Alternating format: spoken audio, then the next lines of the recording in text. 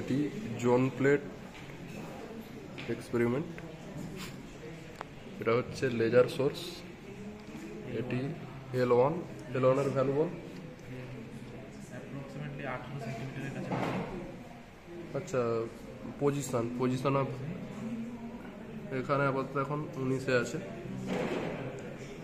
তারপর এটা L2 আছে 26.5 semi. L3 value ball 37.5 or 6। আর এটি হচ্ছে জোন প্লেট, এটা আছে এখন 48-এর কাছে আছে। 48.1। এইখানে যেটা দেখা যাচ্ছে এটা হচ্ছে জোন প্লেট। আমাদেরকে দেখতে হবে লেজারটি যাতে এইটার উপর পুরোটা অংশে প্যারালালি এসে পড়ে। এরপর এটা হচ্ছে L4। আমরা L4 হচ্ছে মুভেবল, আর ওইদিকে এটা স্ক্রিন। এটি হচ্ছে ডাটা টেবিল।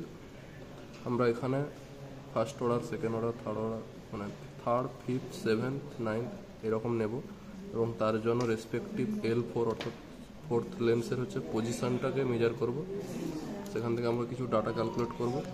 তার জন্য আমরা স্ক্রিনের কাছ থেকে L4টিকে ধীরে ধীরে মুভ করাবো এবং দেখব কোথায় ব্রাইট স্পট আছে, bright dot, central bright.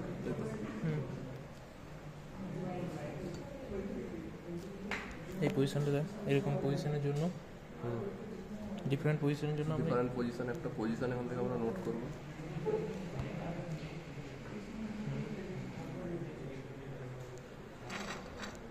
Move করলাম। এরপরে আবার দেখব কখন পরবর্তী ডট আসছে, সেন্ট্রাল ডট।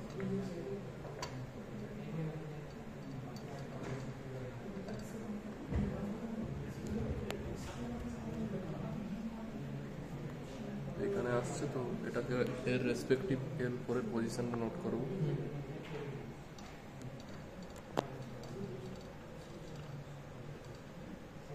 এইভাবে 1, 3, 5, 7, 9, 11 কি পয়েন্ট অ্যাবাউট জোন প্লেট।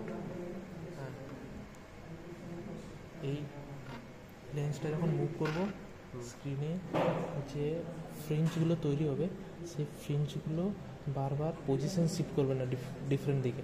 ও স্ক্রিনের যদি মোটামুটি এই এরিয়াতে আছে তাহলে ওই এরকম এরিয়াতেই থাকবে। এমন নয় যে এখানে চলে আসছে বা ওখানে চলে আসছে, তার মানে কিছু প্রবলেম হয়েছে, তার জন্য ওরকম করছে। আমরা যেমন সেট করে রেখেছি, তো মোটামুটি ওই জায়গাতেই ফ্রিঞ্জটা চেঞ্জ করছে পজিশনটা। আবার ডট আসছে, আবার মুভ করছে, আবার ডট আসছে,